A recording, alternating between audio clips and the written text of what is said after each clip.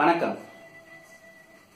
எடுத்த உறுதியை காப்பதற்கு, கொண்ட கொள்கையில் உறுதியாக இருப்பதற்கு, செய்த சங்கல்பத்தை நிறைவேற்றுவதற்கு ஒரு எளிமையான வழிமுறையை பார்க்கலாம். சிறியது முதல் பெரியது வரை எப்படி வேணாலும் இருக்கலாம். ஒரு காரியம், காலையில சீக்கிரம் எழுந்துக்கணும், தினந்தோறும் நாளையில இருந்து நான் 4 மணிக்கு 5 மணிக்கெல்லாம் எழுந்துப்பேன் அப்படின்ற விஷயமா இருந்தாலும், படிக்கிறதுக்குன்னு குறிப்பிட்ட ஒரு நேரத்தை ஒதுக்குவேன், சிறப்பாக படிப்பேன், தொழில் சம்பந்தமான விஷயங்களை கற்றுக்கொள்வதற்கு ஒரு சிறப்பு வகுப்புகளுக்கு போவேன், தினந்தோறும் கோவிலுக்கு செல்லுவேன், தீய பழக்கங்களை விட்டுடுவேன் இப்படின்னு சொல்லி எந்த ஒரு விஷயமாக இருந்தாலும் சரி, அதை தொடங்கி அதை காப்பதற்கு, அதை சிறப்பாக கடைபிடிப்பதற்கு ஒரு எளிமையான வழிமுறை இருக்கு. 16 அப்படின்ற ஒரு எண்ணிற்கு உண்டான முக்கியத்துவத்தை தெரிந்து கொண்டா இந்த வழிமுறை அதுல இருந்து நமக்கு கிடைச்சிடும். 16 அப்படின்னு சொல்லும் போது ஒரு குழந்தை பிறக்குது. 16வது நாள் அந்த குழந்தைக்கு நாமகரண புண்ணியாகவாதனம் செய்து நாமகரணம் சூட்டுவாங்க. 27 நாட்கள் அந்த நட்சத்திரம் திரும்பி வருவதற்குள்ள ஒரு நாள்ல செய்வாங்க. 11வது நாள் செய்வாங்க. அப்படி ஒரு பழக்கம் இருக்கு. அதன் பிறகு அந்த குழந்தை வளருது, 16 வயது ஜீவிக்குது அப்படின்னு சொல்லும் போது சிரஞ்சீவியாக இருக்கக்கூடிய ஒரு யோகம் கிடைக்குது. மார்க்கண்டேயர் என்றும் 16 சிரஞ்சீவியாக இருக்கார் அப்படின்ற புராணம் நம்ம பார்த்திருக்கோம். பாலாரிஷ்ட தோஷம்னு ஒன்று இருக்கு. ஒரு குழந்தை பிறந்து முதல் 4 வருடங்கள் தாயினுடைய ஒரு கிரக தோஷங்களினாலும், அடுத்த 4 வருடங்கள் 8 வயது வரை தந்தையினுடைய ஒரு தோஷங்களினாலும், பிறகு 12 வயது வரை தன்னுடைய பூர்வ ஜென்மத்தில் செய்த கர்மாவினாலும் அது கஷ்டப்படும். இதை பாலாரிஷ்டம்னு சொல்லுவோம். இந்த பாலாரிஷ்ட காலம் 12 வயதை தாண்டி ஒரு குழந்தை அடுத்து 4 வருடங்கள் இருந்துருச்சுன்னு சொல்லும் போது அது சிரஞ்சீவியுடைய தன்மையை பெற்றிடும். அதன் பிறகு ஆயுள் கண்டங்கள் பெரிதாக வராது. அப்படி 16 சொல்றதுக்கு முக்கியத்துவம் இருக்கு. அதன் பிறகு ஆசீர்வாதம் செய்யறோம், திருமணத்துக்கு செய்றோம் போறோம் அப்படின்னு சொல்லும் போது 16 பெற்று பெருவாழ்வு வாழ்க அப்படின்னு சொல்றோம். 16 விதமான பேர்கள், 16 விதமான செல்வங்கள்னு சொல்றோம். திருமணம் நடந்து முடிந்த தம்பதிகளுக்கு 16வது நாள் அந்த தாலி பிரித்து கோர்க்கக்கூடிய ஒரு சம்பவம், ஒரு சடங்கு இருக்கும். 16வது நாள் பண்டிகைன்னு சொல்லுவாங்க. இந்த 16வது நாள் தான் சாந்தி முகூர்த்தம், சோபன முகூர்த்தம் செய்யக்கூடிய அமைப்பும் கூட இருக்கும். சிலருக்கு 3வது மாதம் இந்த தாலி பிரித்து கோர்க்கக்கூடிய பழக்கம் இருக்கும். அப்படி 16 முக்கியத்துவம் பெறுது. பிறகு 16 சொல்லும் போது வாழ்நாள்ல ஒரு விஷயங்கள் இருக்கு. ஒருவருடைய வாழ்நாள் முடிஞ்சிடுச்சுன்னு சொல்லும் போது கர்மா செய்யறதுக்கு கூட 16வது நாள் காரியம் செய்வாங்க. அந்த 16 நாள் வரைக்கும் அவர்களுக்கு அந்த தீட்டு துக்கம் இருக்கும். 16வது நாள் அந்த காரியம் பிறகுதான் அவர்களுக்கு சுபத்த ஸ்வீகரணம் செஞ்சுப்பாங்க.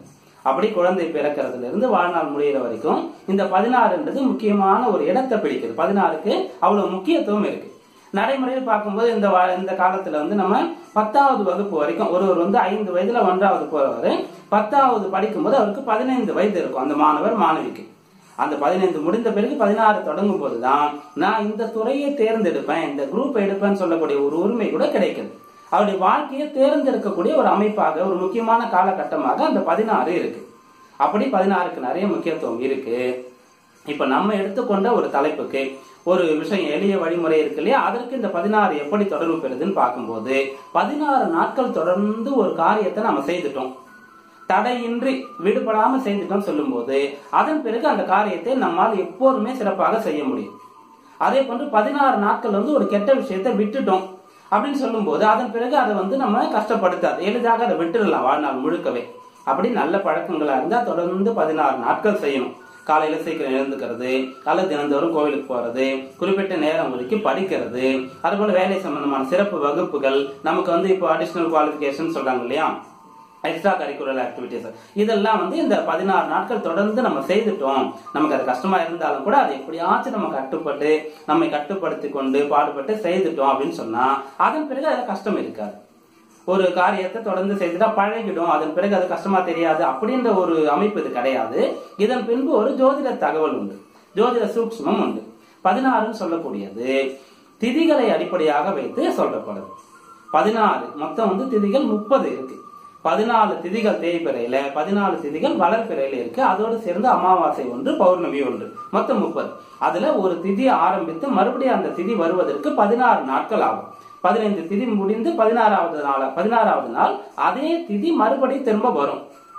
அப்படி அந்த 16 நாட்கள் தொடர்ந்து நம்ம நல்ல காரியத்தை கடைபிடிச்சிட்டோம் சொல்லும் போது அதன் பிறகு அதை கடைபிடிப்பது எளிதாக இருக்கும். தீய பழக்கம், மது, மாமிசம், புகைப்பிடிக்கிறது போன்ற எந்த விஷயமாக இருந்தாலும் தீய பழக்கம் ஒரு நினைக்கிறத, தீய பழக்கமா இருக்கிறத விடணும்னு சொல்லும் போது இந்த 16 நாள் கட்டுப்பாட்டோடு இருந்துட்டா போறோம். அதன் பிறகு விட முடியும். அதிலேயே அடிக்ஷன் மிக அதிகமான அளவிற்கு அதிகமான காலம் இருந்துருச்சு, விட முடியலன்னு சொல்லும் போது இந்த 16ஓடு 3 16 சேர்த்து 48 நாள், ஒரு மண்டலம்னு சொல்லுவாங்க. இதை இந்த மருத்துவத்துறையில மிக சிறப்பாக இருக்கும். ஆயுர்வேதம், சித்தம் போன்ற மருத்துவத்துல இந்த ஒரு மண்டல காலம் இந்த மருந்து எடுத்துக்கணும்னு சொல்லுவாங்க. இந்த பத்தியம் இருக்கணும்னு சொல்லுவாங்க. சபரிமலை ஐயப்ப சுவாமிக்கு ஒரு மண்டல காலம் விரதம் இருந்து நம்ம யாத்திரை போவோம். அப்படியாக 3 16 3 திதிகள் தொடர்ந்து வரக்கூடிய அந்த 16 16 வரக்கூடிய 48 நாட்கள் ஒரு தீய பழக்கத்தை நம்ம விட்டுட்டோம் சொல்லும் போது கட்டாயமாக அதை விட முடியும். நல்ல பழக்கத்தை கை கொண்டுட்டோம் சொல்லும் போது அதன் பிறகு அது நமக்கு எளிதாக இருக்கும். அப்படி நமக்கு அந்த ஒரு விஷயம் தொடங்கிய விஷயத்தை நம்மால் பூர்த்தி செய்ய முடியும், காக்க முடியும், நம்மால கட்டுப்பாட்டோடு வைத்துக் கொள்ள முடியும் உறுதி வந்துட்டா இந்த உலகத்துல அனைவருமே நினைத்த அனைத்து விஷயமே சாதிக்கலாம். உறுதி கிடைச்சிடும். மனதில் உறுதி வேண்டும் சொல்றாங்க. அப்ப மனதில் அந்த மனோதிடம் வந்துடுச்சு, முடியுன்ற விஷயம் வந்துடுச்சுன்னா கல்வியா இருந்தாலும், உத்தியோகமா இருந்தாலும், உடல் ஆரோக்கியமா இருந்தாலும், நல்ல பழக்கமா இருந்தாலும், ஆன்மீக விஷயங்களா இருந்தாலும், எதுவாக இருந்தாலும் நம்மால் சாதிக்க முடியும்.